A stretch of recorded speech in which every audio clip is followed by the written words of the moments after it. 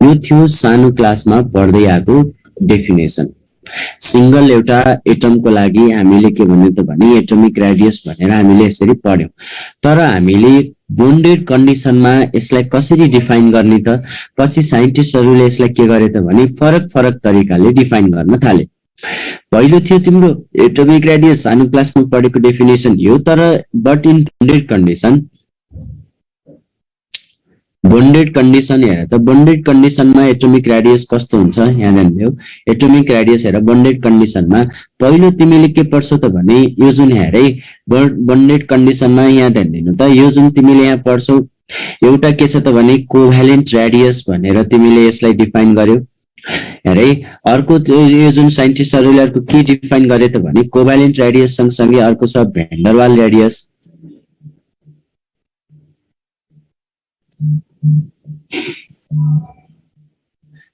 मेरो फोन आयो, sorry.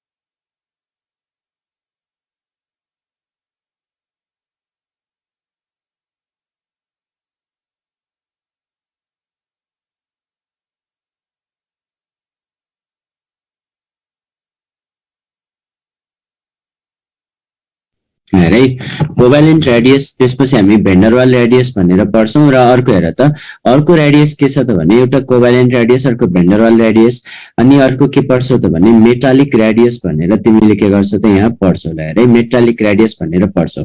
Bonded कन्डिसनमा radius हामीले के गर्छौ त भने covalent radius, van der Waals radius, metallic radius, ionic रेडियसलाई हामीले के गर्छौं त छुट्टै तरिकाले यहाँ पढ्छौं। हेरै आयोनिक रेडियसलाई हामीले के गर्छौं छुट्टै तरिकाले पढ्छौं। कोभ्यालेन्ट रेडियसलाई साइन्टिस्टहरूले के गरे त भने हेरै साइन्टिस्टहरूले कसरी डिफाइन गरे त भने यो तिम्रो के रहेछ त हेर त, यो जुन तिम्रो के रहेछ, सपोज हेर कोभ्यालेन्ट बोन्ड कसरी बन्छ, यो दुईटा एटम बीचको के भएर त ओभरल्यापिङ भएर, यो यसको एउटा न्यूक्लियस हो, यो अर्को यसको के रहेछ त भने न्यूक्लियस रहेछ। हेरै यो एउटा न्यूक्लियस रहेछ, अर्को के रहेछ त भने न्यूक्लियस रहेछ। यहाँसम्मको तिमीले यहाँसम्मको डिस्टेन्सलाई तिमीले के मान्यौ त भने सपोज हेरै यहाँसम्मको डिस्टेन्सलाई तिमीले मान्यौ, ल मानौ यसको डिस्टेन्सलाई मानौ यो जुन d1 भनेर मान्यौ। यहाँसम्मको डिस्टेन्सलाई तिमीले के मान्यौ त भने यो जुन d2 भनेर मान्यौ। हेरै यहाँसम्मको डिस्टेन्सलाई तिमीले के मान्यौ त d2 भनेर मान्यौ। यो कम्प्लिटली यहाँदेखि यहाँसम्मको डिस्टेन्सलाई हामीले के भन्छौं त भने बोन लेन्थ भनेर हामीले भन्छौं। यसलाई हामीले के भन्छौं त भने बोन लेन्थ भनेर भन्छौं। र साइन्टिस्टहरूले निकालेको यो एउटा टर्म थियो कोभ्यालेन्ट रेडियस भनेको कसरी पत्ता लगाउन सकिन्छ अरे त भने बोन लेन्थ डिभाइडेड बाइ के गर्न सकिँदो रहेछ त हेर त, बोन लेन्थ डिभाइडेड बाइ 2 भनेर चाहिँ हामीले के गर्न सक्छौं त कोभ्यालेन्ट रेडियस फाइन्ड आउट गर्न सक्छौं भनेर चाहिँ जानिराख्नु। ल अब हेरै भेन्डरवाल रेडियस कसरी तिमीले डिटरमाइन गर्न सक्छौ। हेर भेन्डरवाल फोर्स कस्तोमा फोर्स प्रेजेन्ट हुन्छ त भने भेन्डरवाल फोर्स भनेको विक इन्टरमोलिकुलर फोर्स हो। र यो भेन्डरवाल फोर्स जस्तो हेरै भेन्डरवाल फोर्समा कहिले पनि एटमहरू ओभरल्याप हुँदैनन्। सकभर यिनीहरू के गर्न खोज्छन् त भने नजिक आउन खोज्छन्। हेर है नजिक आउन खोज्छन्। जस्तै हेर यहाँसम्म तिम्रो यसको डिस्टेन्स के मान्यो त भने यो जुन तिमीले हेर है यसलाई तिमीले सपोज ल मानौ डिए भनेर मान्यौ, यहाँसम्मको यसको डिस्टेन्स के मान्यो त भने डिबी भनेर मान्यौ। नजिक आउन खोज्छन् तर कहिल्यै के हुँदैनन् त भने ओभरल्याप हुँदैन। अब यहाँ हेर यसलाई साइन्टिस्टहरूले भेन्डरवाल रेडियस निकाल्नको लागि के गरे त भने मैले निकालेको फर्मुला होइन है, यो उनीहरूले भनेको फर्मुला हो। हेर भेन्डरवाल रेडियस भनेको के रहेछ त भने हेर त भेन्डरवाल रेडियस भनेको यति बेला यसरी आउँछ, यो चाहिँ के रहेछ त भने डिए डट के गरेर त डिबी/2 गरेर भेन्डरवाल रेडियस फाइन्ड आउट हुन्छ भनेर साइन्टिस्टहरूले भने। त्यसपछि अर्को हामीले के भन्छौँ त भने मेटालिक रेडियस। हेर है मेटालिक रेडियस पनि बुझौँ, आयनिक रेडियस अहिले हामी छुट्टै पढ्छौँ।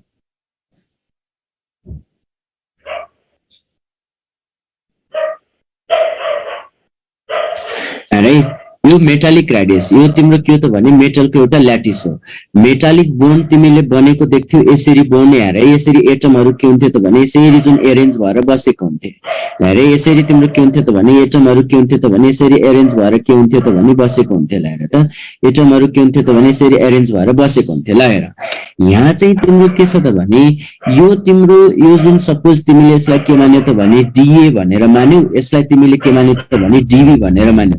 यहाँनिर बाहिरपट्टि के छ त भने इलेक्ट्रोन छ, यहाँनिर पनि तिम्रो के छ त भने बाहिरपट्टि के छ त भने इलेक्ट्रोन छ। यो इलेक्ट्रोन तिम्रो के छ त भने यो जुन ग्लुको जस्तै के गरेको हुन्छ त भने चिप्केर बसेको हुन्छ। हेरे यो जुन तिम्रो अब हेर यसको रेडियस पत्ता लगाउनु पर्यो भने यसको रेडियस पत्ता लगाउनु पर्यो भने यसको पनि रेडियस हामीले के गर्थ्यौं त भने मेटालिक रेडियस। हेरे मेटालिक रेडियस मेटालिक रेडियस को कुरा गर्यो भने यहाँ ल्याउँदैनौ न यो तिम्रो के हुन्छ त भने यो पनि डीए डट के रहेछ त भने डीबी/2 गरेर यिनीहरुले के गर्थे त यहाँ निकाल्थे। अब यहाँ सुन तिमीलाई कहिलेकाहीँ के सोध्छ त भने कसको रेडियस बढी कसको रेडियस कम भनेर सोध्छ। ल हेर त यहाँनेर यो तीनवटा रेडियस मध्ये हेर्यौ भने यसको रेडियसको भ्यालु के आउँछ त भने बढी आउँछ। यसको रेडियसको भ्यालु के आउँछ त भने बढी आउँछ किनभने यिनीहरु यो जुन नजिकै पनि छैनन् यो र यसको कम्प्यारिजनमा यो दुईटा त अझ टाढा छ नि त।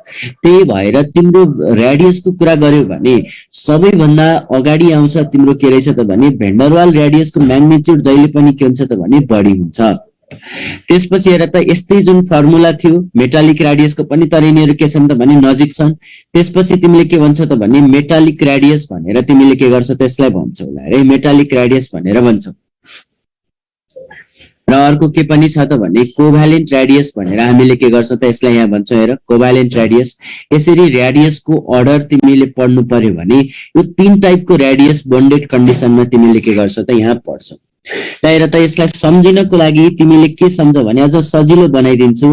तिमी मेडिकल पढ्ने स्टुडेन्ट यसरी सम्झ भ्रष्टाचारी मेडिकल काउन्सिल भनेर सम्झ। भ्रष्टाचारी के सम्झ त हेर त मेडिकल काउन्सिल भनेर चाहिँ तिमीले के गर्न सक्छौ त यहाँ याद गर्न सक्छौ। ल हेरे यो भी अनि यो एम र अर्को के रहेछ त सी भ्रष्टाचारी मेडिकल काउन्सिल भनेर चाहिँ तिमीले के गर्न सक्छौ त यहाँ सम्झिन सक्छौ। क्लियर छ बुझेको छौ यहाँसम्म?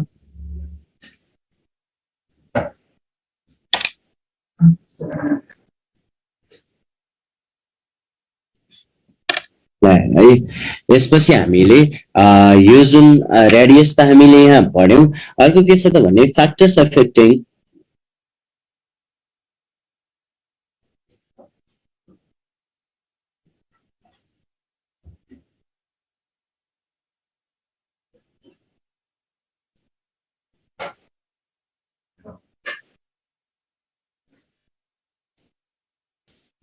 Atomic radius.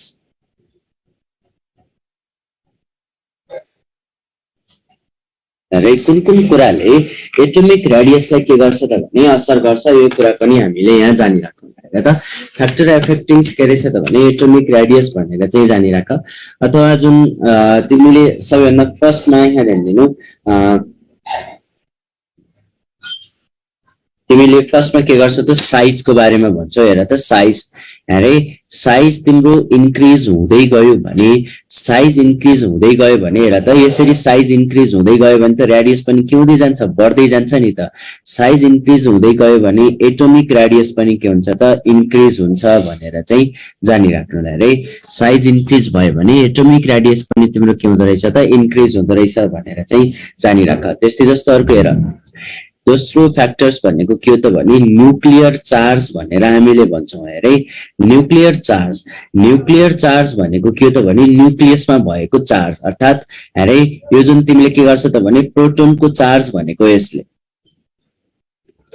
नम्बर अफ प्रोटोनलाई है नम्बर अफ प्रोटोन भन्न खोजेको न्यूक्लियर चार्जलाई हेर त यो तिम्रो इन्क्रिज भयो भने एटोमिक रेडियस के होला जस्तै हेर यहाँ तिमीले देख्यौ भने यहाँ हेर त सपोज तिमीसँग यहाँनेर दुईवटा प्रोटोन छ यहाँनेर तिमीसँग के छ त भने तीनवटा प्रोटोन छ ल हेर त दुईवटा प्रोटोनले इलेक्ट्रोन हेर त यो जुन दुईवटा प्रोटोनले के गर्छ त भने इलेक्ट्रोनलाई आफूतिर हेर त सजिलैसँग के गर्न सक्छ त भने तान्न सक्छ कि तीनवटा प्रोटोनले इलेक्ट्रोनलाई सजिलैसँग हेर त यो जुन तान्न सक्छ तीनवटा प्रोटोनले मानौ यो इलेक्ट्रोनलाई के गर्न सक्छ त भने सजिलैसँग के गर्न सक्छ त तान्न सक्छ यदि तिम्रो न्यूक्लियर चार्ज बढ्दै गयो भने यसले इलेक्ट्रोनलाई के गर्छ त भने यहाँ भन्न खोजेको न्यूक्लियस र इलेक्ट्रोन बीचको फोर्सलाई है चार्ज बढ्यो भने अरे यो जुन तिम्रो के छ त भने न्यूक्लियस चार्ज बढ्यो भने यहाँबाट तिमीले के भन्न सक्छौ त भने हेर त यो जुन यसरी चाहिँ तिम्रो के गर्न सक्यो त यो दुईटा प्रोटोन यो मैले के गरे त तीनवटा प्रोटोन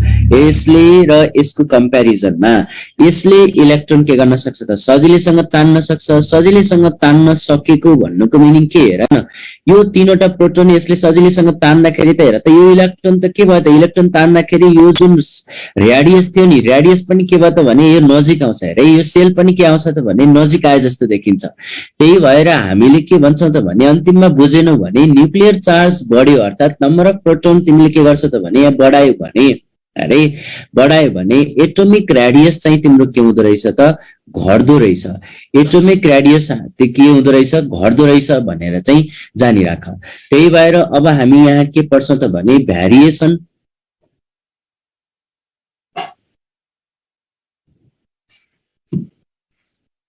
अरे भ्यारिएसन एलोङ हामीले के गर्छौं त भने ग्रुप र पिरियड भनेर पढ्छौं हेर त यो जुन तिम्रो के छ त भने भ्यारिएसन एलोङ के भन्छ त हेर त पिरियड भनेर हामीले भन्दै जान्छौं है भ्यारिएसन एलोङ पिरियड भनेर चाहिँ जानिराख जस्तै हेर lithium beryllium boron carbon nitrogen oxygen fluorine नियोनको म कुरा गर्छु एकैछिन हेर अहिले एकैछिनमा यहाँ ध्यान देऊ है यदि तिमीले के गर्छौ त भने जेड भनेको के रहेछ त भने न्यूक्लियर चार्ज जसलाई हामीले जेड ले रिप्रेजेन्ट पनि गर्छौं हेर न्यूक्लियर चार्ज जसलाई जेड ले रिप्रेजेन्ट गर्छौं यदि तिम्रो के हुँदै गयो त भने यहाँ हेर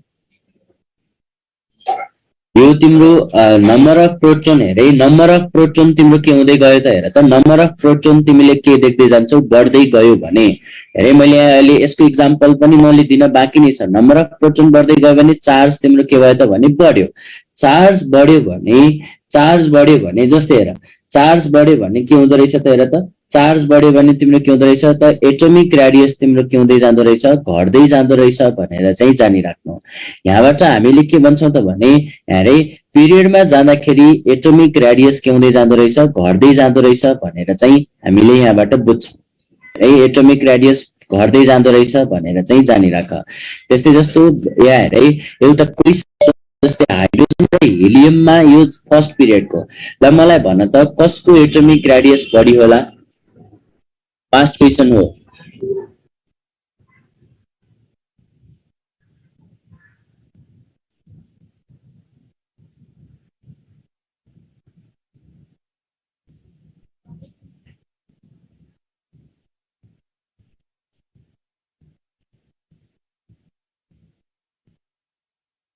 अरे हाम्रो एक्सपेक्टेड अर्डर थियो हाइड्रोजनको हुनुपर्ने तर यस्तो हुँदैन यहाँ हुन्छ हिलियमको एटोमिक रेडियस बढी देन हाइड्रोजनको भन्दा अरे हिलियमको एटोमिक रेडियस बढी हुन्छ हाइड्रोजनको भन्दा किन होला थाहा छ ड्यू टु भेन्डरवाल रेडियस अरे यहाँ चाहिँ के हुन्छ त भने ड्यू टु के रहेछ त भने भेन्डरवाल रेडियसलाई है भेन्डरवाल रेडियसको म्याग्निट्युड तिम्रो के हुन्छ त भने कम हुन्छ धेरै सरी बढी हुन्छ। त्यही भएर यो जुन भेन्डरवाल रेडियस चाहिँ के हुन्छ त भने डोमिनेन्ट हुन्छ। एउटा कुरा के बुझ्नु भने यहाँ चाहिँ तिमीलाई एक्जाममा सोधेको क्वेसन के थियो त भने हाइड्रोजन सोधे भने चाहिँ जहिले पनि बोन्डेड कन्डिसनको सोध्ने हो कि यास2 को बारेमा सोधिरहेको हो भनेर बुझ्नु, not atom. Not atom atom भने पनि लगाउने तिमीले के हो त भने त्यही नै हो। हाइड्रोजन जहिले पनि त यास2 फर्ममा एक्जिस्ट गर्छ नि त।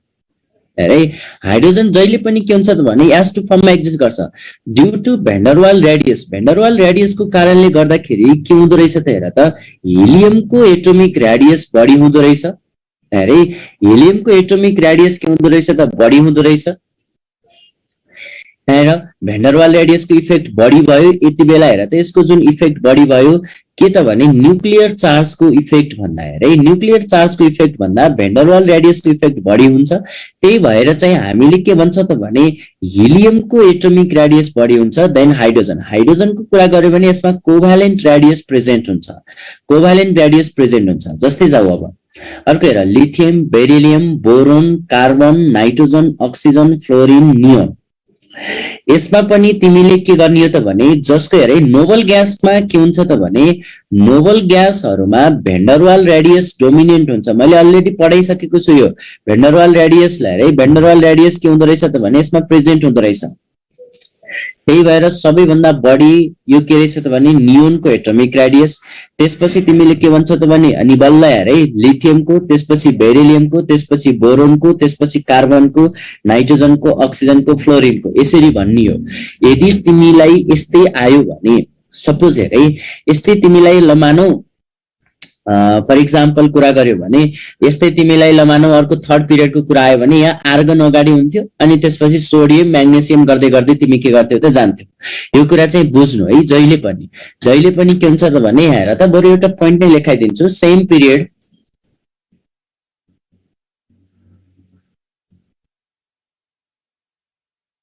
नट ग्यास अथवा नोबल ग्यास हैज मोडेलमा पनि दिएको होला highest atomic radius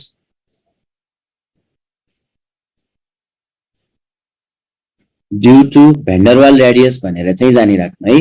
van der Waals radius भनेर चाहिँ जानिराख्नु। तिम्रो मोडेलमा पनि पक्कै दिएको हुनुपर्छ। यो कन्सेप्ट तिमीलाई के गरेको हुन्छ त भने यहाँ भनेको हुन्छ। क्लियर छ? बुझेको छौ यहाँसम्म?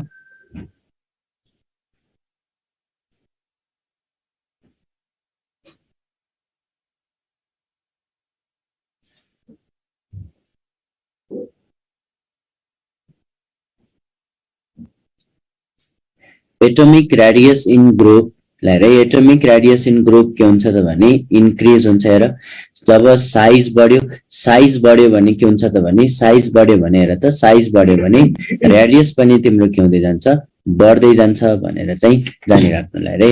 साइज बढ्यो भने रेडियस पनि तिम्रो के हुँदै जान्छ बढ्दै जान्छ भनेर चाहिँ जानिराख्नु। यहाँ चाहिँ तिमीले के गर्न सक्छौ त यसरी पढ्न सक्छौ। जस्तै अब हेर डी ब्लक एलिमेन्टको पनि म यहाँ कुरा गर्छु। एउटा तिमीलाई चाहिन्छ डी ब्लक एलिमेन्ट यो जुन 3D सिरिजको स्क्यान्डियम, त्यसपछि टाइटानियम अनि त्यसपछि अर्को छ भ्यानेडियम, क्रोमियम, म्याङ्गानिज, आइरन, कोबाल्ट, निकल, कपर र जिंक। तिमीले हेर्यौ भने हाम्रो जुन यो त एउटै पिरियडको जस्तो देखिन्छ नि। हेरे एटोमिक रेडियस तिम्रो के हुँदै जानुपर्ने हो ट्रेन्ड। हेरे हाम्रो जुन ट्रेन्ड एक्सपेक्टेसन भर्सेस रियालिटी भनेर हामीले भन्छौँ नि। है एक्सपेक्टेसन भर्सेस रियालिटी हेर त एटोमिक रेडियस हामीले के भन्छौँ त हेर त ट्रेन्ड हाम्रो के हुनु पर्थ्यो घट्दै जानु पर्थ्यो। तर यहाँ यस्तो हुँदैन। डी ब्लक एलिमेन्टमा अब हेर मैले प्रोपर्टी पढाउन तिमीलाई भ्याइन, जस्ट बुझ मात्रै। यो जुन स्क्यान्डियम, टाइटानियम र भ्यानेडियमको कुरा गर्यो भने एटोमिक रेडियस हेरे यिनीहरूको लागि के हुन्छ त भने एटोमिक रेडियस यहाँसम्म जाँदाखेरि घट्दै जान्छ।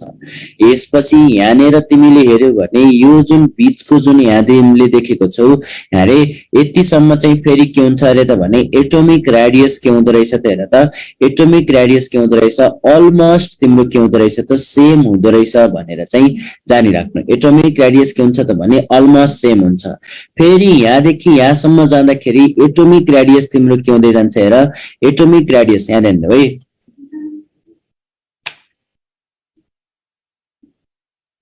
है एटोमिक रेडियस तिम्रो के हुन्छ त भने स्लाइटली के हुँदो रहेछ त इन्क्रिज हुँदो रहेछ भनेर चाहिँ जानिराख्नु।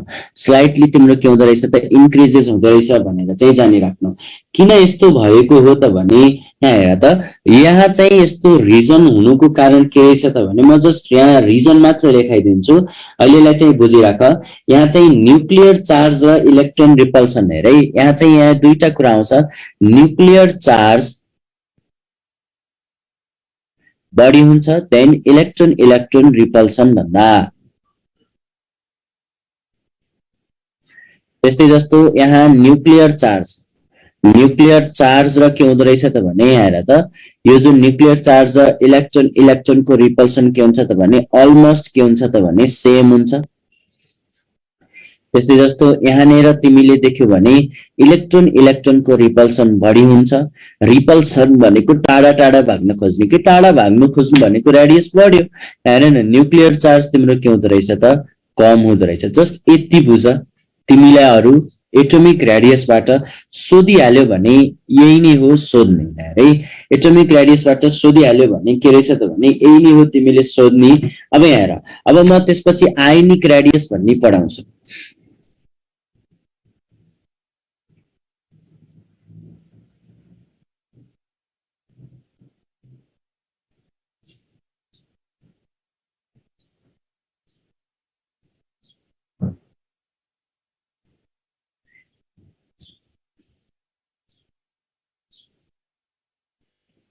जिंकको रेडियस हैन, सबैभन्दा यो जुन तिमीले के देख्छौ त भने रेडियस चाहिँ तिमीले कसको देख्छौ यहाँ हेर त। यो जुन रेडियस बढी देख्ने भनेको तिमीले यो जुन स्क्यान्डियम, त्यसपछि टाइटेनियम, त्यसपछि तिमीले के गर्छौ त भने यो जुन भ्यानेडियम सम्म जाँदाखेरि त तिम्रो के थियो त भने एटोमिक रेडियस तिम्रो के हुँदै गएको थियो, यो जुन बढ्दै गएको थियो। अनि बल्ल यता जिंक अनि कपर आउँछ, अनि बीचको तिमीले के गर्छौ त भने अलमोस्ट सेम देखिरहेको हुन्छ कि। जुन हेरे सबैभन्दा बढी त तिम्रो के हुन्छ त भने स्क्यान्डियम के हामीले भन्छौँ। तिमीलाई यसरी कहिले सोध्दैन कसको बढी कसको कम भनेर सोध्दैन। जस्ट बुझ, यहाँ चाहिँ तिमीलाई कहिले काहीँ सोध्यो भने यो हाम्रो डी ब्लकको त्यति छैन कि, इम्पोर्टेन्ट छैन एटोमिक रेडियस। तिमीलाई सोध्छ कहिले काहीँ कसको रेडियस चाहिँ अलमोस्ट सेम हुन्छ भनेर चाहिँ सोध्छ, सोधिहाल्यो भने चाहिँ है। हेर आयोनिक रेडियसको बारेमा पनि यहाँ बुझ। हेर आयोन दुई टाइपको हुन्छ। आयोन के हुन्छ त भने दुई टाइपको हुन्छ। जस्तै हेर न, एउटा आयोन तिम्रो के हुन्छ त भने यदि मानौ यो कुनै एउटा यो ए एटम रहेछ, यसले के गर्यो त भने इलेक्ट्रोन लुज गर्यो, यसले बनायो के त भने ई माइनस। सपोज मान के छ त भने कुनै यो एटमले इलेक्ट्रोन एक्सेप्ट गर्यो भने यसलाई हामीले के भन्छौँ त ए माइनस भनेर भन्छौँ। यसलाई तिमीले के भन्छौ त भने क्याटायन भनेर भन्छौ भने यसलाई तिमीले के भन्छौ त भने एनायन भनेर भन्छौ। अरे यसलाई हामीले के भन्छौँ त भने क्याटायन, यसलाई हामीले के भन्छौँ त एनाइन भनेर भन्छौँ। आयोनिक रेडियसको पनि ट्रेन्ड तिम्रो के हो त भने यही नै हो। आयोनिक रेडियसको के हो त भने ट्रेन्ड के हो त भने यही नै हो। तिमीले के भन्छौ त भने ट्रेन्ड तिमीले ग्रुपमा जाँदाखेरि के हुँदै जान्छ हेर, बढ्दै जान्छ, पिरियडमा जाँदाखेरि के हुँदै जान्छ, घट्दै जान्छ भनेर चाहिँ तिमीले के गर्छौ त यहाँ पढ्नै जानी होला है। आयोनिक रेडियसको ट्रेन्ड के रहेछ त भने यही नै हो। तर यहाँ बुझ, पहिला हेर हामीलाई कहिलेकाहीँ एउटा क्वेसन सोध्छ एनायोन, क्याटायोन र अर्को के रहेछ त भने यी जुन एटम, यिनीहरू मध्ये कसको रेडियस बढी होला भनेर चाहिँ सोध्ने गर्छ है। अरे यसको रेडियस कसको बढी होला भनेर सोध्ने गर्छ।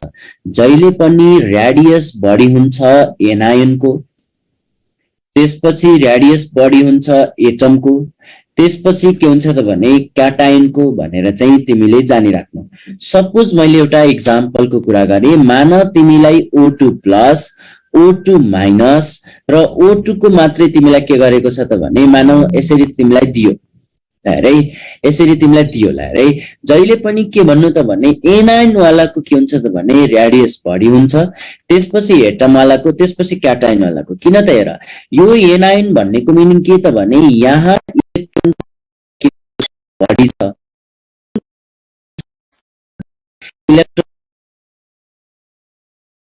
इलेक्ट्रोन बढी, इलेक्ट्रोन बढी भन्नुको मिनिङ के हुन्छ त भने रिपल्सन बढी। रिपल्सन कहीँ बढी देख्यो भने रेडियस तिम्रो के हुन्छ त भने बढी भनेर चाहिँ जानिराख्नु। रेडियस के हुन्छ त बढी हुन्छ, क्याटायनमा ठ्याक्कै उल्टो हुन्छ। अनि त्यसपछि के हुन्छ त भने एटममा भनेर चाहिँ यो जानिराख्नु। यो चाहिँ तिमीले के छ त भने यहाँ ध्यान देऊ है, यो चाहिँ मैले के छ त भने यो जस्ट एउटा इक्जाम्पल दिएर तिमीलाई के गर्न खोजेको त यहाँ देखाउन खोजेको। जहिले पनि एनायनको रेडियस बढी एटमको अनि त्यसपछि के रहेछ त क्याटायनको भनेर चाहिँ जानिराख्नु। अर्को छ ionic radius of आइसोइलेक्ट्रोनिक spaces.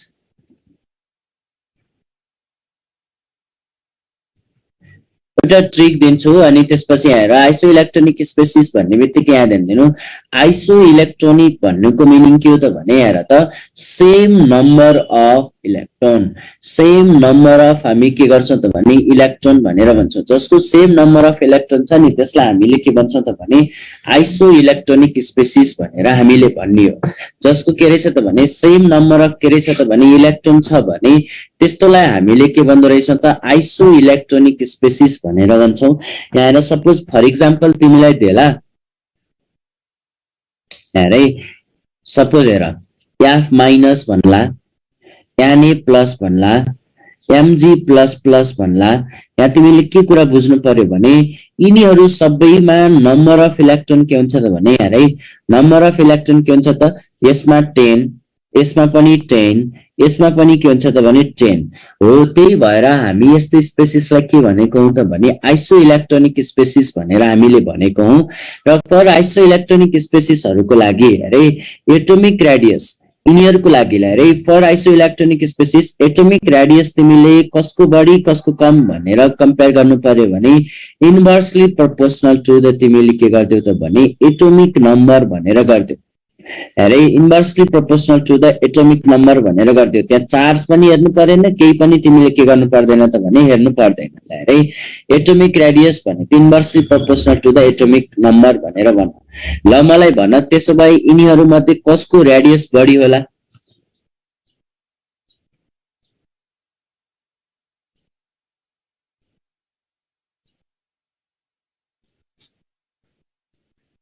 F minus त्यसपछि के रहेछ त एनए प्लस त्यसपछि के रहेछ त एमजी प्लस प्लस भनेर तिमीले भन्न सक्छौ।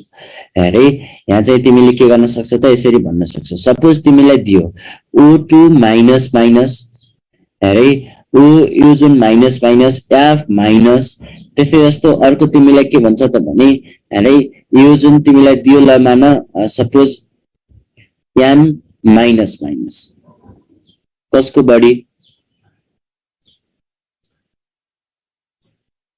एन को बढी।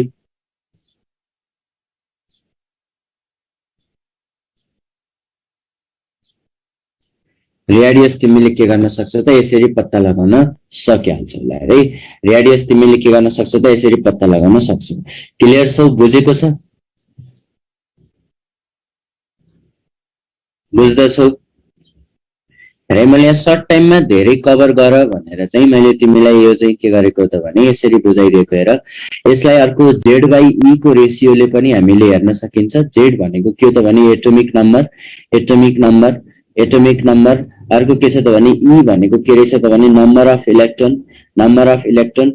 यो जसको कम आउँछ नि है जसको के आउँछ त भने कम आउँछ यो रेशियो, जसको कम आउँछ त्यसको रेडियस के हुन्छ त भने बढी भनेर चाहिँ जानिराख। अरे त्यसको रेडियस के हुँदो रहेछ त भने त्यसको रेडियस तिमीले के भन्न सक्छौ बढी भनेर चाहिँ के गर्न सक्छ भन्न सक्छ।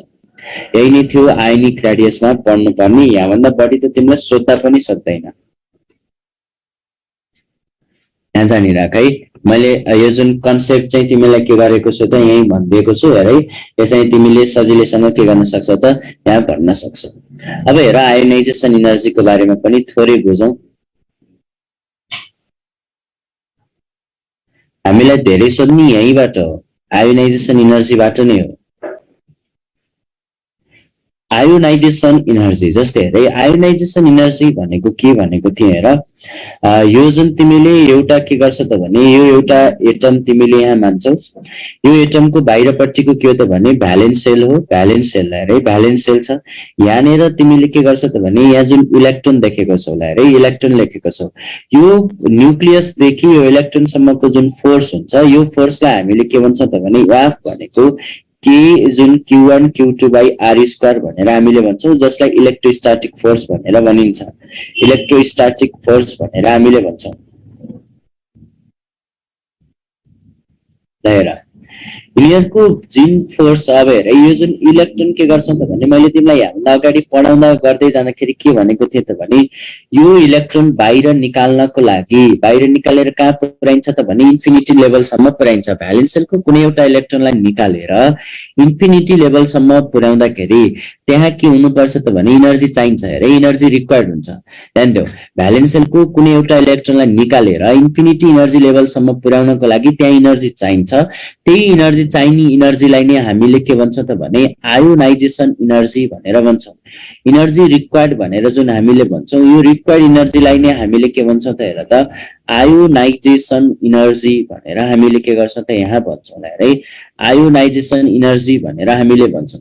भ्यालेन्स सेलको कुनै एउटा इलेक्ट्रोनलाई निकालेर इन्फिनिटी एनर्जी लेभलसम्म पुर्याउँदाखेरि जुन एनर्जी रिक्वायर्ड हुन्छ त्यही चाहिने एनर्जीलाई नै हामीले के भन्यौ त आयोनाइजेसन एनर्जी भनेर भन्छौं। हेर न यिनीहरुको बीचमा एउटा फोर्स थियो, त्यो फोर्सलाई अब ब्रेक गर्नको लागि त एनर्जी दिनु पर्यो नि त, त्यही भएर के भयो त भने एनर्जी चाहिएको हो। यसैलाई नै हामीले भन्ने हो आयोनाइजेसन एनर्जी। यसमा चाहिँ तिमीले के भन्छ त भने डिफाइन गर्नु पर्यो भने अमाउन्ट अफ के गर्छ त हेर त energy required to remove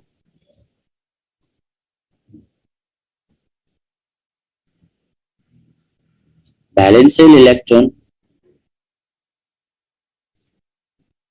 of an isolated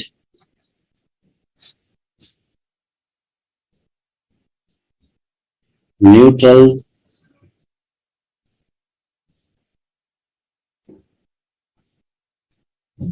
infinity level भनेर चाहिँ जानिराख।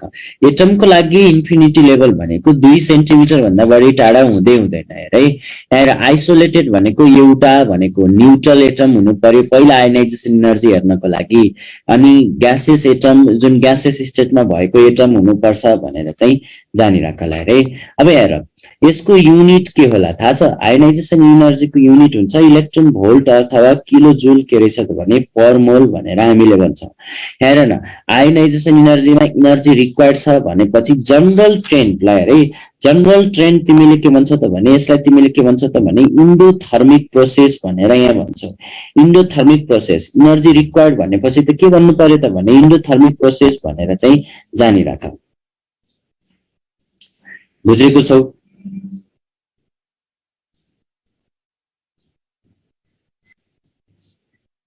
तब हेरे अर्को म तिमीलाई यहाँ पढाउँछु सक्सेसिभ आयोनाइजेसन एनर्जी।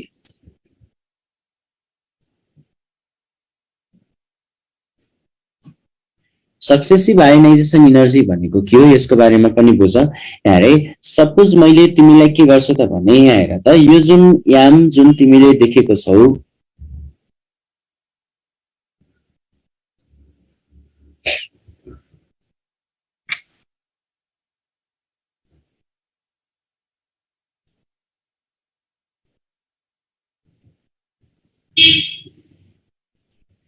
युनिट लेखेको इलेक्ट्रोन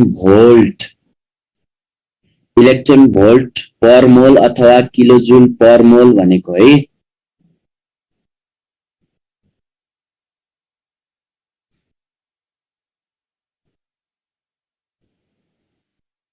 हेर सक्सेसिभ आयोनाइजेसन एनर्जी भनेको सपोज तिमीले के गर्यौ त भने यामबाट तिमीले के गर्छौ त भने हेर न यामबाट तिमीले के गर्छौ त भने यो जुन सपोज मान हेरे यो जुन तिमीले के गर्छौ त भने यहाँबाट तिमीले इलेक्ट्रोन निकाल्दाखेरि एकैछिन हेर ध्यान दिनु यो जुन तिम्रो के छ त भने यो जुन याम प्लस भयो र यहाँबाट तिम्रो के निस्क्यो त भने इलेक्ट्रोन निस्क्यो कि निस्केन। यसैलाई नै हामीले जुन एनर्जी रिलिज भनेर भन्थ्यौ। यामबाट तिमीले के गर्छौ त भने जुन यो याम प्लसलाई रे यामबाट तिमीले के गर्छौ त भने यो जुन याम प्लस तिमीले यहाँ देख्यौ यतापट्टि तिम्रो के छ त भने इलेक्ट्रोन तिम्रो के भयो त भने निस्क्यो। रे हामीलाई इलेक्ट्रोन निकाल्नलाई चाहिने एनर्जी थियो कि थिएन? यसैलाई तिमीले के भन्थ्यौ त भने आयोनाइजेसन एनर्जी भनेर भन्थ्यौ। आयोनाइजेसन एनर्जी भनेर भन्थ्यौ। आयोनाइजेसन एनर्जी जसलाई हामीले के मानौ त भने अहिले IE1 भनेर मानौ। अब हेर यो याम प्लसबाट फेरि तिमीले के गर्दै गयौ त भने एउटा इलेक्ट्रोन यहाँबाट झिक्दियौ, M प्लस बाट तिमीले के गर्दियौ त भने यहाँबाट तिमीले के गर्यौ त भने एउटा इलेक्ट्रोन झिक्दियौ। सपोज बुझ एकैछिन हेर त यो जुन तिमीले के गर्यौ त भने यहाँबाट फेरि एउटा इलेक्ट्रोन झिक्दियौ भने यहाँ त तिम्रो अब के बन्ने भयो त भने M प्लस प्लस बन्ने भयो कि भएन? अघि एउटा इलेक्ट्रोन अलरेडी झिकिसकेको थियो, अब के गर्छ त भने फेरि अर्को इलेक्ट्रोन हामीले के गर्यौं त भने यहाँबाट झिक्यौं। यहाँबाट हामीले के गर्यौं त भने अर्को इलेक्ट्रोन हामीले के गर्यौं त भने निकाल्यौं, इन्फिनिटी लेभलसम्म पुर्याइयो भने यति बेला यसलाई तिमीले के मान्छौ त भने IE2 भनेर तिमीले मान्छौ। यो तिम्रो के हो त भने IE2 हो। फेरि यो M प्लस प्लस बाट फेरि एउटा इलेक्ट्रोन तिमीले के गर्दियौ त भने निकाल्दियौ भने यो केमा चेन्ज हुन्छ? M प्लस प्लस मा चेन्ज हुन्छ। यो M प्लस यो जुन हेरे यो पहिला के रहेछ त भने यो जुन M देखि M प्लस बन्दाखेरि जुन एनर्जी रिक्वायर्ड हुन्छ त्यसलाई IE1 भनियो भने यसपछि हामीले यसलाई भन्छौं IE2, यसलाई हामीले भन्छौं के त भने IE3 भनेर भन्छौं। यसैलाई नै हामीले के भन्छौं त भने सक्सेसिभ आयोनाइजेसन एनर्जी भनेर भन्छौं। एक पछि अर्को तिमीले के गर्दै गएको छौ त भने इलेक्ट्रोन निकाल्दै गएको छौ। ल मलाई भन त त्यसो भए IE1 को भ्यालु बढी होला कि IE2 को भ्यालु बढी होला कि IE3 को भ्यालु बढी होला? ल हेरे अघि के थियो त भने यहाँ हेर M बाट M प्लस निकाल्दाखेरि के भयो त भने ठिकै छ। सपोज म एउटा एक्जाम्पल दिन्छु। तिमीसँग मान सपोज 500 रुपीज रहेछ, तिम्रो घरमा कोही दाइ भाइ अथवा जुन दिदी बहिनी कोही छ उसले माग्यो, तिमीले के गर्यौ त भने तसँग हुँदाहुँदै मैले किन दिनी भनेर भन्छौ कहिलेकाहीँ। यहाँ हेर यो तिमीले एकदमै गाह्रो मानी बल्ल बल्ल के दिएको थियो त भने सपोज ल मानौ 500 मा हेर त 500 मा तिमीले के गरेको थियो त भने 100 दिएको थियो। ल हेरै 100 दियो, अब तिमीसँग त जम्मा 400 बच्यो नि। फेरि यो पैसा तिम्रो कसैले माग्यो, अब तिमी के गर्छौ त भने रिसाउँछौ। हेरै अलरेडी मेरो 400 भइसक्यो, फेरि मागिरहेको छ भनेर तिमी के गर्छौ त भने रिसाउँछौ। अब हेर त रिसाइसकेपछि मानौ कुनै दाइ भाइले तिम्रो माग्यो भनेर सम्झ। अब हेर न तिमीलाई अहिले चाहिँ अब यो के गर्छौ त भने तिमी दिन्नै भन्छौ, किनभने मसँग अब थोरै भइसक्यो मैले किन पैसा दिनु भनेर भन्छौ। अब हेर त सपोज तिमीलाई ल मानौ यसले के गर्यो त भने यहाँ ध्यान दिऊ है। सपोज यहाँ एकैछिन हेर यो 400 पनि अब 400 बाट तिमीले फेरि 100 दिनको लागि अब हेर त एक्स्ट्रा तिमीलाई के चाहिन्छ त भने यहाँ जुन एनर्जी तिमीले के गर्नुपर्ने हुन्छ त लगाउनु पर्ने हुन्छ। हेरे इलेक्ट्रोन निकाल्न गाह्रो पनि सेम यस्तै प्रोसेस हो। अब हेरे 400 बाट फेरि 100 दिन अझ तिमीलाई के हुन्छ त भने अझ गाह्रो हुन्छ, किनभने अलरेडी तिमीसँग थोरै थियो, अब फेरि यहाँबाट पनि पैसा दिन के हुन्छ त भने तिमीलाई धेरै गाह्रो हुन्छ। सेम केस यहाँ हेर सपोज यो M बाट इलेक्ट्रोन निकाल्न तिमीलाई अहिले सुरुमा सजिलो थियो, ठिकै छ दियो। अब हेर त यो त M प्लस बनिसकेपछि त अब योसँग त के भयो त भने यहाँ त जुन तिम्रो के रहेछ त भने योसँग त तिम्रो यहाँ ध्यान दिऊ है M प्लस भनेको त यहाँसम्मको त के भयो त भने इलेक्ट्रोन त के भयो त घट्यो नि त।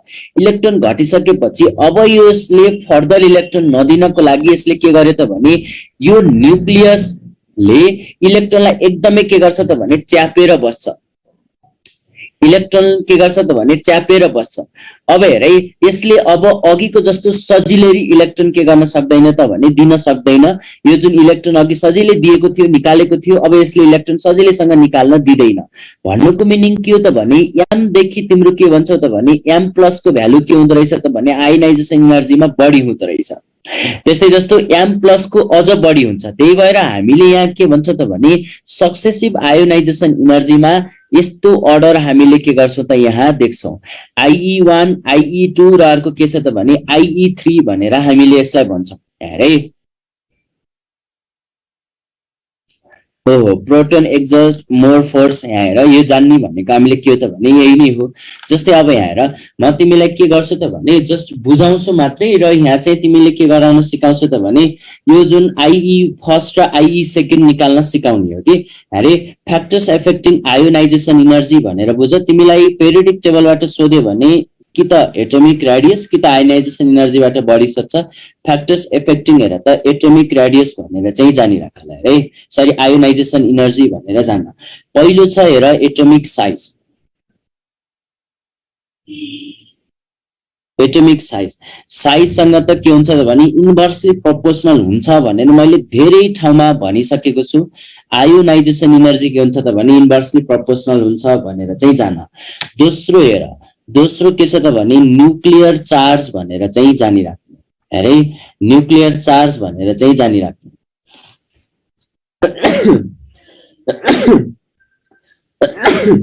सरी, हेर त न्युक्लियर चार्ज भनेर चाहिँ जानिराख्नु। यहाँ हेर न, सपोज तिमीसँग के रहेछ त भने यहाँ हेर त, सपोज तिमीसँग 2 वटा प्रोटोन थियो, सपोज यहाँ तिमीसँग के भयो त 3-4 वटा के भयो त भने यहाँ प्रोटोन भयो।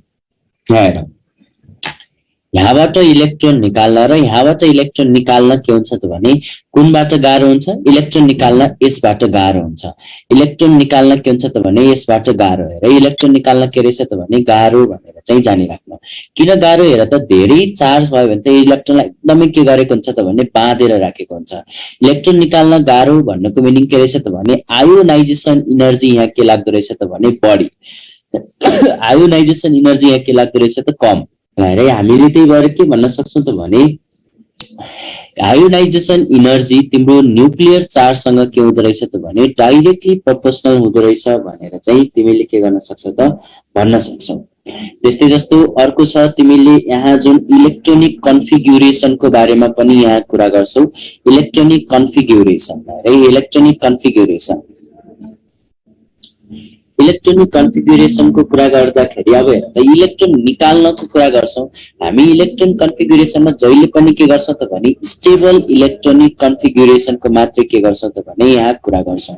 स्टेबल इलेक्ट्रोनिक कन्फिगुरेसन भन्नुको मिनिङ के हो त भने कि त हाफ फिल्ड हुन्छ, कि त तिम्रो के हुन्छ त भने हाफ फिल्ड हुन्छ, कि त तिम्रो के हुन्छ त भने फुल फिल्ड हुन्छ भनेर चाहिँ जानिराख। अरे हाफ फिल्ड अथवा कि त तिम्रो के हुँदो रहेछ त भने फुल फिल्ड हुँदो रहेछ भनेर चाहिँ जानिराख। अब हेर है, हाफ फिल्ड र फुल फिल्डको कुरा गर्यो भने हाफ फिल्ड र फुल फिल्डमा तिम्रो पहिला के हुन्छ त भने फुल फिल्ड बडी स्टेबल हुन्छ, त्यसपछि तिम्रो के हुन्छ त भने अनि त्यसपछि बल्ल तिम्रो के हुन्छ त भने हाफ फिल्ड बडी स्टेबल हुन्छ। स्टेबिलिटीको कुरा गर्ने हो भने स्टेबल इलेक्ट्रोनिक कन्फिगुरेसन हुनेहरूको आयोनाइजेसन इनर्जी तिम्रो के हुन्छ त भने एकदमै बढी। र म एउटा अर्डर पनि लेखाउँछु। अहिले म यसलाई छोडे, यसलाई तिमीले छोडे है, यसलाई छोडेर म पी र डी को मात्रै यहाँ कुरा गर्छु। हामीलाई चाहिने कुरा यति मात्रै हो। यदि तिमीले हेर्यौ भने P6 को जुन इलेक्ट्रोनिक कन्फिगुरेसन जस्तो देख्छौ, P6 इलेक्ट्रोनिक कन्फिगुरेसन देख्यो भने यसको आयोनाइजेसन एनर्जी बढी हुन्छ। त्यसपछि D10 को, त्यसपछि P3 को, त्यसपछि तिमीले के गर्छौ त भने D5 को। यो तिम्रो एक्सपेरिमेन्टल के हो त भने यो जुन तिम्रो इलेक्ट्रोनिक कन्फिगुरेसनको अर्डर हो। यस किन लेखिन अहिले तिमीले के गर्छौ त भने यहाँ बुझ्छौ। ल हेर, D किन अगाडि आएन त भने P तिम्रो के हुन्छ त भने यहाँ हेर त यो जुन के हुन्छ त भने P न्युक्लियस सँग तिम्रो के हुन्छ त नजिक हुन्छ। मैले यसको अहिले कुरा गरेको छैन, एकैछिन बुझ है, यसको पनि अहिले आउँछ। P न्युक्लियस सँग नजिक हुन्छ, नजिक हुन्छ, नजिक हुन्छ। इलेक्ट्रोन निकाल्न त्यही भएर हामीलाई के हुन्छ त भने टफ हुन्छ। र इलेक्ट्रोन निकाल्न के हुन्छ त भने टफ हुन्छ। त्यही भएर पी वालाको चाहिँ बढी तिमीले के देख्छौ त भने आयोनाइजेसन इनर्जी तिमीले के गर्छौ त भने यहाँ बढी हुन्छ। त्यही भएर हामीले के भन्छ त भने यस्तो जुन P6 वाला इलेक्ट्रोनिक कन्फिगुरेसन तिमीले यहाँ देख्यौ भने अथवा हेरे जसको स्टेबल इलेक्ट्रोनिक कन्फिगुरेसन तिमीले यहाँ देख्यौ भने, जस्तै हेरे स्टेबल इलेक्ट्रोनिक कन्फिगुरेसन देख्छौ नि, नोबल ग्यासहरूको बढी आयोनाइजेसन इनर्जी हुनुको कारण के रहेछ? हेरे नोबल ग्यास हेर त, नोबल ग्यासहरूको के रहेछ त भने बढी आयोनाइजेसन इनर्जी हुन्छ। किन बढी आयोनाइजेसन इनर्जी हुन्छ? स्टेबल इलेक्ट्रोनिक कन्फिगुरेसन भएको कारणले गर्दाखेरि, इलेक्ट्रोनिक कन्फिगुरेसन भएको कारणले गर्दाखेरि यिनीहरूको आयोनाइजेसन इनर्जी के हुन्छ त बढी हुन्छ भनेर चाहिँ जान। हेरे यति त हामीले थाहा पाइयो। हेर अब हामीले के गर्छौं त भने हेरे यति पढिसकेपछि हेर त भ्यारिएसन एलोङ, हेर त भ्यारिएसन एलोङ हामीले के भन्छौं त भने पिरियड भनेर हामीले यहाँ भन्छौं, पिरियड भनेर हामीले भन्छौं। हेर त भ्यारिएसन एलोङ पिरियड भनेर हामीले भन्छौं। हेरे पिरियडमा जाँदाखेरि तिम्रो के हुँदै जान्छ त भने न्युक्लियर चार्ज तिम्रो के हुँदै जान्छ बढ्दै जान्छ। न्युक्लियर चार्ज तिम्रो के हुँदै जान्छ बढ्दै जान्छ। आयोनाइजेसन इनर्जी पनि तिम्रो के हुँदै गयो त बढ्दै गयो भनेर चाहिँ जानिराख।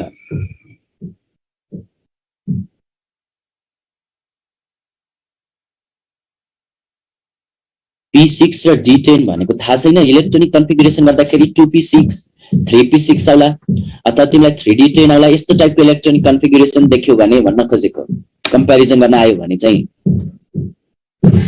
अन्तिम इलेक्ट्रोनिक कन्फिगुरेसन। अब यस्तो चाहिँ बुझ्नुपर्ने हुन्छ है, किनकि हामी त धेरै पढिसक्यो नि यसको बारेमा। त मैले त यहाँ आयोनाइजेसन एनर्जी मैले कुनै कुनै ग्रुपमा मात्रै मैले पेरियोडिक टेबल पढाएको छु, फिजिकल ग्रुपमा मात्रै।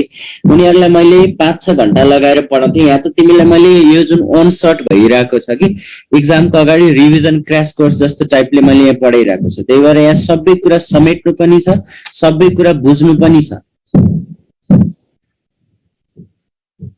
अरे नभए म डिटेलमा सानो सानो कुराले तिमीले के गराउँथे त पढाउँथे। अरे अहिले चाहिँ बुझ, एक्जाममा चाहिने कुरा मात्रै मैले तिमीलाई आज यहाँ भन्छु। जस्तै हेर, पहिलो तिमीले यहाँ देख्यौ भने हाइड्रोजन र हिलियममा, ल मलाई भन त, हाइड्रोजन र हिलियममा तिमीले कसको आयोनाइजेसन एनर्जी बढी देख्छौ?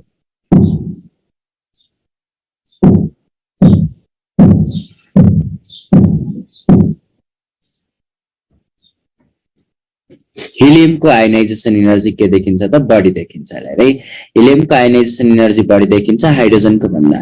ल हेर त, त्यस्तै जस्तो तिमीले यहाँ देख्यौ भने, ल हेर अर्को हेर, यहाँ चाहिँ तिमीले के गर्छौ त भने, अब हेर यो जस्तै निकाल्नु पर्यो भने, जस्तै हेर त यो जुन,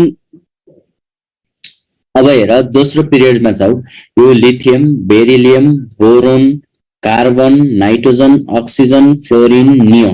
एकैछिन हेर है, यहाँ हेर, यहाँ तिमीलाई निकाल्न सोध्छ, कहिलेकाहीँ तिमीलाई भन्छ आइई भनेर भन्छ। यो आइई मात्रै भन्यो भने हेर है, यो जुन यहाँ निकाल्न सोध्छ आइई1 भनेको, आइई1 फर्स्ट भन्नुको मिनिङ नै के हो त भने आयोनाइजेसन एनर्जी नै हो। जस्ट तिमीले यति बेला एटोमिक नम्बर हेर्ने, एटोमिक नम्बरबाट तिमीले के गर्न सक्छौ त, यहाँ हेर यसको कन्सेप्टबाट तिमीले मिलाउन सक्छौ। यदि तिमीलाई एउटा ट्रिक जस्तै दिन्छ, आइई2 भन्यो भने चाहिँ एटोमिक नम्बर -1 वाला के गर्छौ त भने 1 वाला इलेक्ट्रोनिक कन्फिगुरेसन हेरेर हामीले डिटरमाइन गर्ने हो। कन्फिगुरेसन हेर्ने हेरे एकदमै इम्पोर्टेन्ट। यति बुझ्यौ भने नि पेरियोडिक टेबलबाट सोधिहाल्यो भने सोध्ने क्वेशन यही नै हो। सुन एकैछिन, यहाँ तिमीलाई पहिला लिथियमको इलेक्ट्रोनिक कन्फिगुरेसन गर, 1s2 2s1। यस्तै जस्तो 1s2 2s के देख्छौ त भने 2 देख्छौ, 1s2 2s2 के देख्छौ त भने 2p अनि त्यसपछि 1 देख्छौ, 1s2 2s2 2p2 देख्छौ, 2p2 देख्छौ। ल हेरै अर्को कुरा के छ त भने यहाँनेर चाहिँ 2p3 देख्यौ, यहाँनेर 2p4 देख्छौ, यहाँनेर चाहिँ तिमीले के देख्छौ त 2p5 देख्छौ, यहाँनेर तिमीले 2p6 देख्छौ।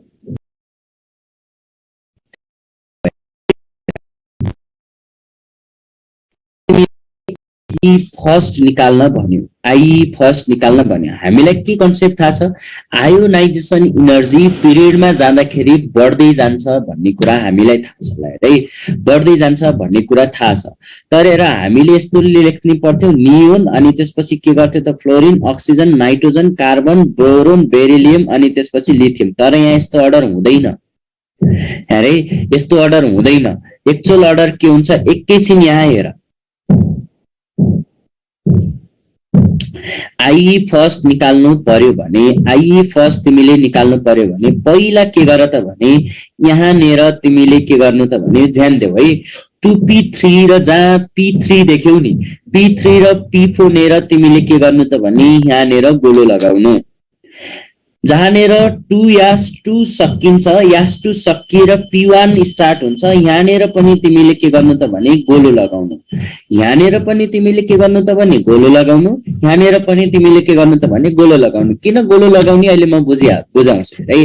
पहिला तिमीले के गर त भने हाम्रो ट्रेन्ड अनुसार आयोनाइजेसन एनर्जी पिरियडमा जाँदाखेरि बढ्दै जान्छ। सबैभन्दा बढी तिम्रो के हुन्छ त भने नियोनको हुन्छ। अरे सबैभन्दा बढी कसको हुँदो रहेछ, नियोनको हुँदो रहेछ। त्यसपछि हेर फ्लोरिनको भनेर लेख्छौ, जहाँ 2p3 र 2p4 सँगै देख्छौ, p3 र p4 वाला सँगै देख्छौ। यहाँ 2p3 नै किन नहोस्, 3p3 नै किन नहोस्, जहाँ p3 र p4 सँगै देख्छौ त्यहाँनेर तिमीले के गराइदिन्छौ त भने फ्लिप गराउँछौ। हेरै त्यहाँनिर तिमीले के गराउँछौ त भने फ्लिप गराउँछौ। एकैछिन तिमीहरूलाई मैले आज 5-10 मिनट एक्स्ट्रा लिन्छु है। एकैछिन यहाँ बुझ, किनकि मैले यहाँ सबै कुराहरू यहाँ भनिदिन्छु। हेर, जहाँनिर P3 र P4 तिमीले सँगै देख्छौ, यहाँनिर तिमीले के गराइदेऊ त भने फ्लिप गराइदेऊ। भन्न खोजेको P3 वालालाई अगाडि लेख, त्यसपछि के लेख त भने अक्सिजन लेख, त्यसपछि के गर त भने कार्बन तिमीले के गर्यौ त भने यहाँनिर कार्बन लेख्नु। अब बाँकी आऊ जहाँनिर 2s2 र अब हेर त जहाँ 2p1 आयो नि, 2p1 र जुन 2s2 को अब हेर त p1 वालाको पालो आयो भने यसको र यसकोमा पनि ठ्याक्कै फ्लिप गराउने, उल्टो गराउने। यहाँनिर अगाडि हामीले के लेख्ने त बेरिलियम लेख्ने, यहाँनिर हामीले अगाडि के लेख्ने त बेरिलियम लेख्ने, त्यसपछि तिमीले के लेख्छौ त भने यहाँनिर तिमीले के लेख्छौ त बोरोन लेख्छौ र अन्तिममा तिमीले के लेख्छौ त भने लिथियम लेख्छौ भनेर चाहिँ जानिराख।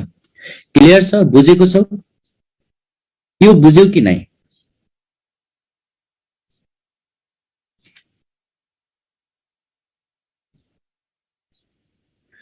अरे सबैजनाले बुझेको हो यो? आइई फर्स्ट लेख्ने तरिका यही नै हो है। आइई फर्स्ट लेख्ने तरिका यही नै हो।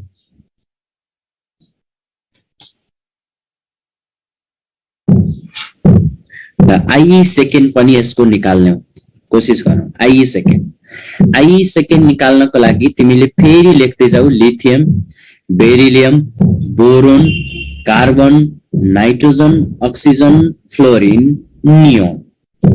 अरे यहाँनिर तिमीले के गर्छौ त भने अरे यो जुन के गर्छौ त भने हेर त लिथियमलाई हेर त लिथियमको इलेक्ट्रोनिक कन्फिगुरेसन गरेको थियो अघि के थियो त 1s1 यो जुन 1s2 2s1 1s2 2s2 1s2 2s2 2p1 अरे 1s2 2s2 2p2 1s2 2s2 2p3 2p4 2p5 2p6 थियो अघि हेर। अब IE2 निकाल्नु पर्यो भने नि यसबाट एक एकवटा इलेक्ट्रोन तिमीले के गर्देऊ त भने यो घटाइदेऊ। हेरे एक एकवटा इलेक्ट्रोन तिमीले के गर्देऊ त भने घटाइदेऊ। भन्न खोजेको अझ यसरी पनि बुझ्दैनौ भने यहाँ 2p6 बाट एउटा इलेक्ट्रोन घटाइयो भने 2p5 यसलाई यहाँ लेख्दै लेख्दै जानी। हेरे यसलाई तिमीले के गर्दै जानी त भने यसरी लेख्दै लेख्दै जानी। 2p5 यहाँ लेख्ने, यसरी पनि बुझ्दा हुन्छ।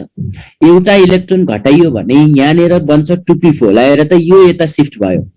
यहाँनिर आउँछ 2p3, यहाँनिर आउँछ 2p2, यहाँनिर आउँछ 2p1 लाएर यहाँनिर आउँछ 2p1 आउँछ भने यहाँनिर अब यो 2p1 इलेक्ट्रोन नै हटाइसकेपछि त 2s2 आउने भयो कि भएन? 2s2 आउने भयो। लाएर 2s2 आउने भयो। यहाँनिर आउँछ तिम्रो के त भने एउटा इलेक्ट्रोन हटायो भने 2s1 तिमीले के गर्छौ त यहाँ देख्छौ यताको यहाँ आयो। अब हेर त यो 2s1 नै हटेपछि यहाँ के मात्रै बाँकी रह्यो त भने लिथियम भन्दा अगाडि हिलियम हुन्थ्यो नि, हिलियम जस्तै बाँकी रह्यो। अब IE2 निकाल्नु पर्यो भने तिमीले के गर्छौ त भने यो इलेक्ट्रोनिक कन्फिगुरेसनलाई हेरेर के गर्ने त भने IE2 निकाल्ने है। IE2 तिमीले के गर्ने त यो इलेक्ट्रोनिक कन्फिगुरेसन गरेर हामीले के गर्छौं त भने यसरी निकाल्छौं। सक्सेसिभ आयोनाइजेसन एनर्जी हैन त, एउटा निकालियो अनि त्यसपछि हामीले के गर्छौं त भने यो जुन अझै हामीले के गर्दै जान्छौं त यसरी निकाल्दै निकाल्दै जानी हो नि त, एक पछि अर्को इलेक्ट्रोन निकाल्दै जाँदाखेरि पो त यस्तो भएको हो त।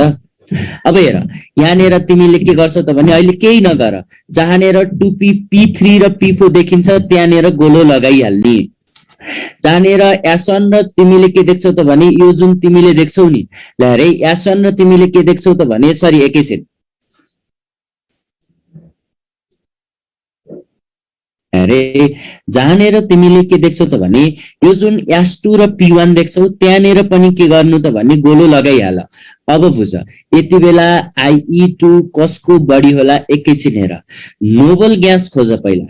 नोबल ग्यास अघि पो त नियोन थियो IE फर्स्टमा, त्यो ठीक थियो सबैभन्दा बढी। अहिले नोबल ग्यास हुन्छ यहाँ लिथियम। लिथियमको यो जुन IE2 मा तिमीले स्ट्रक्चर देख्छौ यो कसको देख्छौ त भने यसको बढी देख्छौ। ल हेरे 1s2 वाला अर्थात लिथियमको के हुँदो रहेछ त भने बढी हुँदो रहेछ। अब यसपछि अरु कुरा छोड्दियो, अब यताबाट जाँदै आऊ 2p5 वाला हेर्दै आऊ, नियोन।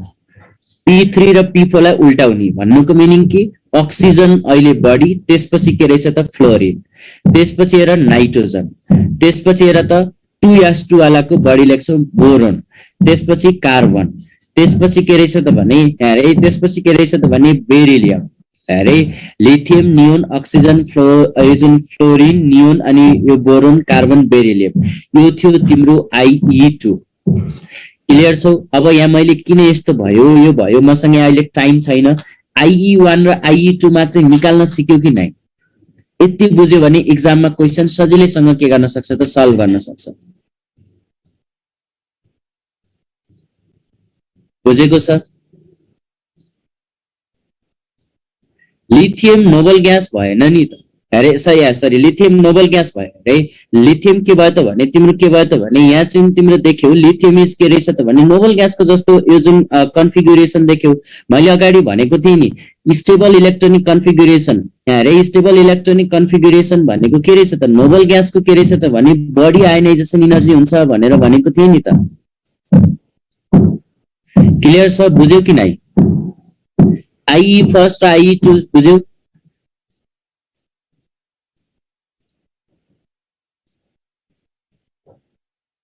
एक्जाममा तिमीलाई सोध्ने क्वेशन यही नै हो है, IE1 सेकेन्ड आयोनाइजेसन पोटेन्शियल भन्यो भने चाहिँ बुझ्नु, IE2 सोधेको, IE2 कसरी निकाल्ने गर्न सकिहाल्छौ। तिमीलाई सबै सोध्दैन, यसरी चाहिँ गरेर तिमीले के गर्नु त भने एन्सर निकाल्ने कोसिस गर्नु। ल IE1 IE2 यसरी चाहिँ तिमीले के गर्न सक्छौ त निकाल्न सक्छौ। थर्ड पिरियडको पनि यसै गरी गर, तिमीले आफै के गर्छ त भने अरे यो जुन थर्ड पिरियडको पनि तिमीले के गर्न सक्छौ त यसै गरी निकाल्न सक्छौ। मसँग यहाँ टाइम छैन, तिमीलाई मैले सर र एकचोटि सबै भनिदिन्छु भनेर मात्रै हो। इलेक्ट्रोन एफिनिटी पनि हेर है, इलेक्ट्रोन यो जुन आयोनाइजेसन एनर्जी ग्रुपमा हेर, ग्रुपमा हेरे आयोनाइजेसन एनर्जी ग्रुपमा, सबै ग्रुपमा जाँदाखेरि आयोनाइजेसन एनर्जी ग्रुपमा जाँदाखेरि घट्दै जान्छ, किनकि तिम्रो साइजसँग के थियो त भने इन्भर्सली प्रोपोर्सनल थियो। सबै ग्रुपमा सेम त्यही हो, एउटा बोरोन फ्यामिलीमा मात्र एक्सेप्सनल अर्डर आउँछ। बोरोन फ्यामिलीमा हेर त, बोरोन फ्यामिलीमा यो जुन बोरोन एल्युमिनियम ग्यालियम इन्डियम र के गर्छौ त भने थ्यालियम हेर्यौ भने यहाँनिर चाहिँ तिमीले के देख्छौ त भने एक जुन एक्सेप्सनल अर्डर हेर है, बोरोन थ्यालियम, त्यसपछि के गर्छौ त भने यहाँ त बोरोन थ्यालियम अनि त्यसपछि के गर्छौ त ग्यालियम अनि त्यसपछि एल्युमिनियम त्यसपछि इन्डियम, यहाँ यस्तो अर्डर आउँछ हेर, ग्राफ यस्तो अर्डर आउँछ हेर है। यो बोरोन, यो के छ त भने एल्युमिनियम, त्यसपछि यो के रहेछ त भने ग्यालियम, अरे यो के हो त भने इन्डियम, यो के रहेछ त भने थ्यालियम भनेर चाहिँ जानिराख। इनर्जीको अर्डर तिमीले हेर्यौ भने यस्तो अर्डर तिमीले के गर्न सक्छौ त यहाँ देख्न सक्छौ होला है। इनर्जीको अर्डर तिमीले हेर्यौ भने यहाँनिर के गर्न सक्छौ त भने यस्तो अर्डर देख्न सक्छौ। यहाँ हेर, यसरी मैले के गरेको त यो जुन एक्सपेरिमेन्टल ग्राफबाट लिएको भ्यालु तिमीले बरु यसलाई नम्बरिङ गर, 1 2 3 4 5 भनेर नम्बरिङ गर। 1 तिम्रो यो आयो भने 1 अनि 5 अनि 3 अनि 2 अनि 1 यसरी चाहिँ तिमीले के गर्न सक्छौ त ग्राफ भन्दा पनि नम्बरिङ गरेर चाहिँ सम्झिन सक्छौ।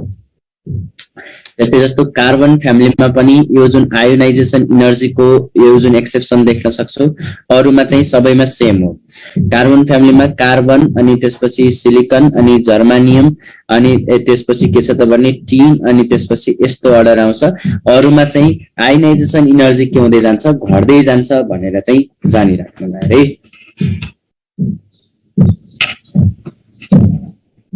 त्यसपछि हेर इलेक्ट्रोन एफिनिटीको पनि म थोरै भनिदिन्छु। इलेक्ट्रोन एफिनिटी हजान्स रुल मैले पढाइसकेको छु, इनर्ट पेयर इफेक्ट पनि कार्बन फ्यामिलीमा मैले हल्का हल्का भनिदिएको छु। यी सबै कुराहरू मैले यहाँ पढाउँदिन है, अब यहाँ जानिराख्नु। इलेक्ट्रोन एफिनिटी भनेको चाहिँ के रहेछ त भने आयोनाइजेसन एनर्जीको ठ्याक्कै उल्टो। अघि हामीले इलेक्ट्रोन बाहिर फालेको थियौँ भने अब बाहिरबाट इलेक्ट्रोन हामीले के गर्छौँ त यहाँ लिन्छौँ है। अर्को कुरा के जानिराख्नु भने अमाउन्ट अफ तिम्रो के रहेछ त हेर त, अमाउन्ट अफ तिमीले के भन्छौ त energy, amount of energy released when के रहेछ त हेर त व्हेन हेर त एक्स्ट्रा इलेक्ट्रोन तिमीले के गर्छौ त भने एड गर्छौ तिमीले के गर्छौ त भने extra electron an extra electron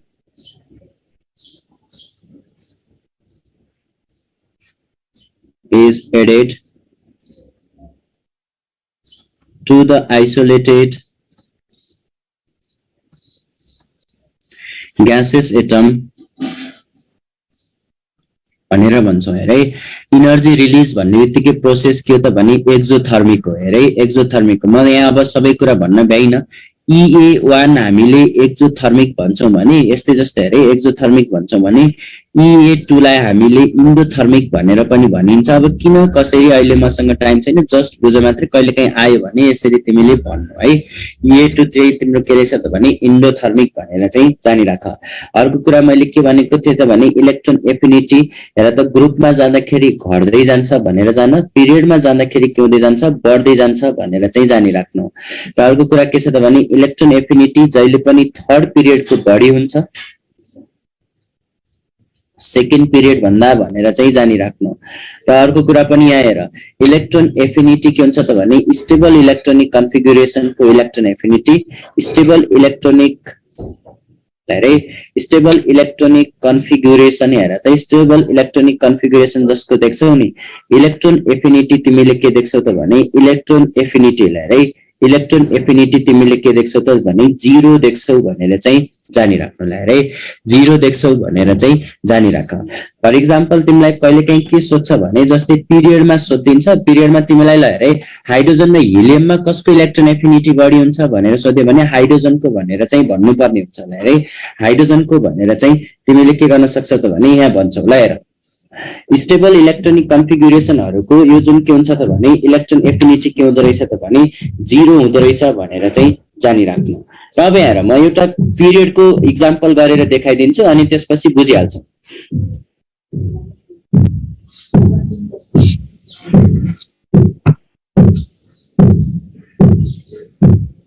हेरे यति बुझिसकेपछि अरु त तिमीले के गर्न सक्छौ त इलेक्ट्रोनेगेटिभिटीको पनि क्वेशन गर्न सकिहाल्छ हेर म यति एउटा गराइदिन्छु जस्तै हेर lithium beryllium boron carbon nitrogen oxygen fluorine neon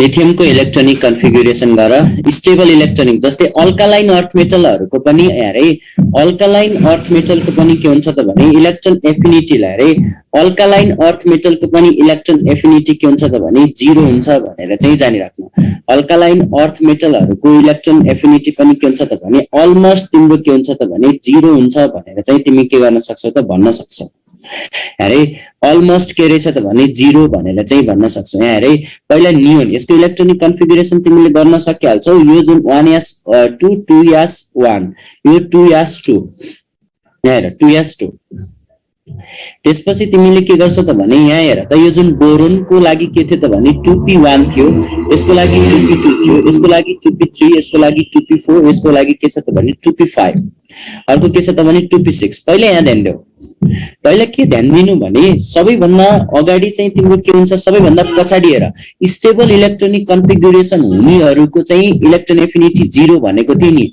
neon सबैभन्दा पछाडी यसको इलेक्ट्रोन एफिनिटी बुझ यसपछि अर्को स्टेबल भनेको हाफ फिल पनि स्टेबल हुन्छ अल्कालाइन अर्थ मेटलको पनि बुझिराख्नु यसपछि तिमीले के गर्नु त भने यहाँ नाइट्रोजन लेख्नु यहाँ चाहिँ तिमीले के लेख्नु त भने बेरिलियम लेख्नु बुझ अब अगाडिबाट जाऊ यहाँ जाऊ हामीले इलेक्ट्रोन एफिनिटी पिरियडमा जाँदाखेरि बढ्दै जान्छ भनेर भनेको थियौ हेर सबैभन्दा अगाडि फ्लोरिन त्यसपछि अक्सिजन आउँछ अगाडि यहाँ बाँकी रहेको लेख्दै जाऊ यो जुन कार्बन त्यसपछि के रह्यो त भने बोरोन अनि त्यसपछि के रह्यो त भने यो जुन नाइट्रोजन त्यही एउटा क्वेशन सोधेको छ कि ओसी र बी र एन मा कसको इलेक्ट्रोन एफिनिटी बढी हुन्छ भनेर तिमीलाई क्वेशन सोधेको छ यसरी चाहिँ तिमीले के गर्न सक्छौ त ओसी बी एन यस्तो हुँदो रहेछ भनेर चाहिँ जान आइएम को पास्ट क्वेशन पनि हो यो क्लियर छ बुझ्यौ यो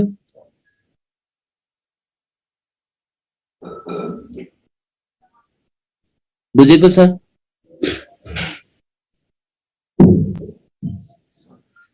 है। यही नै हो हामीले यहाँ जान्ने अब कुन स्टेबल कुन कम स्टेबल यो चाहिँ मैले अब तिमीलाई भनेन अन्तिम हेर यो जुन इलेक्ट्रोन एफिनिटी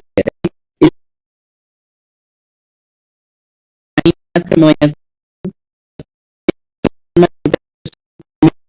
लेखेको छु नाइट्रोजनहरुको केसमा थर्ड पिरियड र सेकेन्ड पिरियड भनेर मैले अलरेडी गराइसकेको छु यो अब मैले प्रोपर्टीमा पढाएको हुनाले मैले यहाँ पढाइन अब अन्तिम हेर त यो इलेक्ट्रोनेगेटिभिटीको बारेमा पनि यहाँ जानिराखौँ है इलेक्ट्रोनेगेटिभिटीको बारेमा पनि के गर त भने जानिराखौँ इलेक्ट्रोनेगेटिभिटी भनेको के हेर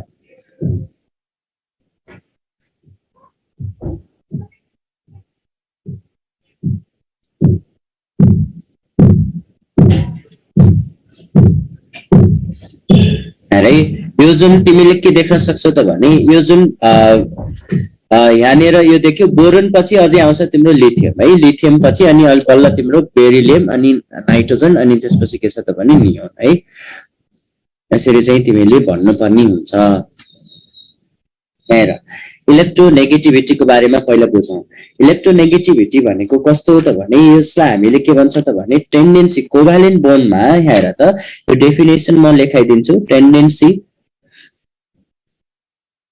of an atom to attract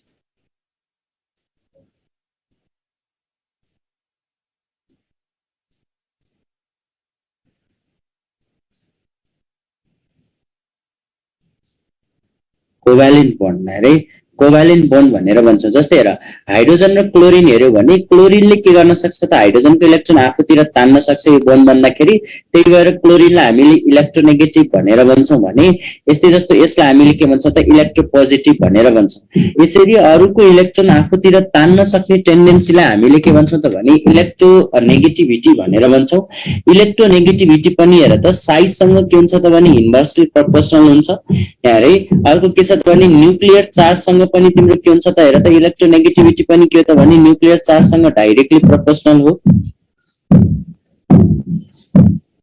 यहाँ तिमीले के भन्छ त भने इलेक्ट्रोनेगेटिभिटीलाई हेर त इलेक्ट्रोनेगेटिभिटीको कुरा गर्यो भने जस्तै हेरे इलेक्ट्रोनेगेटिभिटीको कुरा गर्यो भने यहाँ हेर्दिनु यो तिमीलाई कहिलेकाहीँ सोध्छ ग्रुपमा जाँदाखेरि यो पनि घट्दै जाने हो पिरियडमा जाँदाखेरि के हुँदै जाने हो त बढ्दै जाने हो भनेर चाहिँ जान पिरियडमा जाँदाखेरि के हुँदै जाने रहेछ त बढ्दै जाने रहेछ भनेर चाहिँ जानिराख्नु अर्को कुरा म तिमीलाई जस्ट लेखाइदिन्छु मात्रै यो कुरा बुझिराख्नु यदि तिमीले के छ त भने यो जुन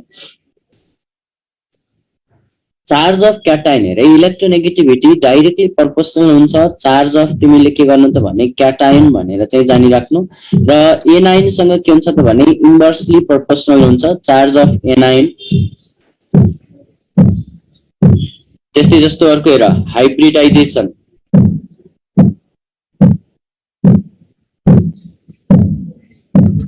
इलेक्ट्रोनेगेटिभिटी हेरे यो जुन के छ त भने electronegativity percentage of S character directly proportional हुन्छ पर्सेन्टेज अफ एस क्यारेक्टर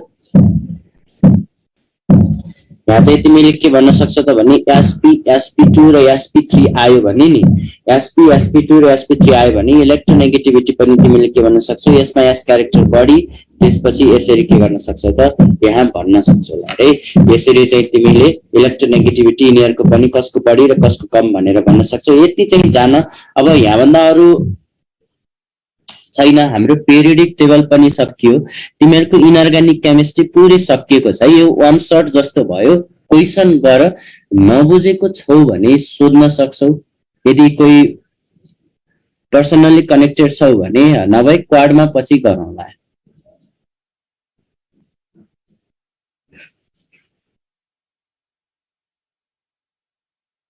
जस यहाँबाट तिमीलाई क्वेशन हुने कभरहरु अलरेडी के भइसकेको छ भने कभर भइसकेको छ है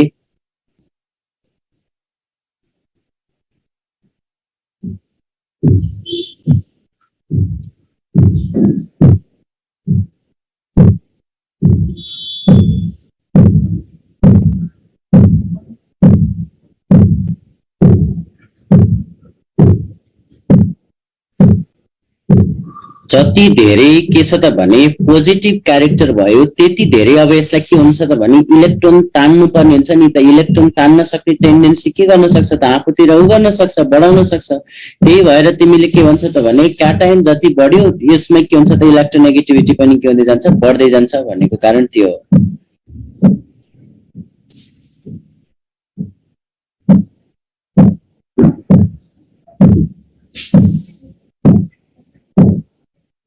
ल सक्यो है। हस्, थ्याङ्क यू सबैजनालाई।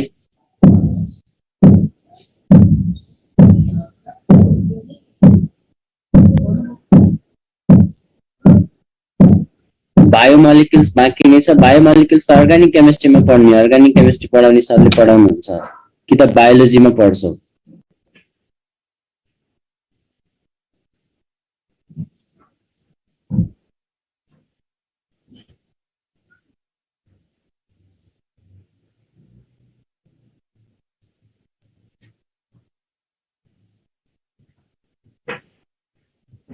बस थ्याङ्क यू है त, मैले स्टप गरेँ है। By by.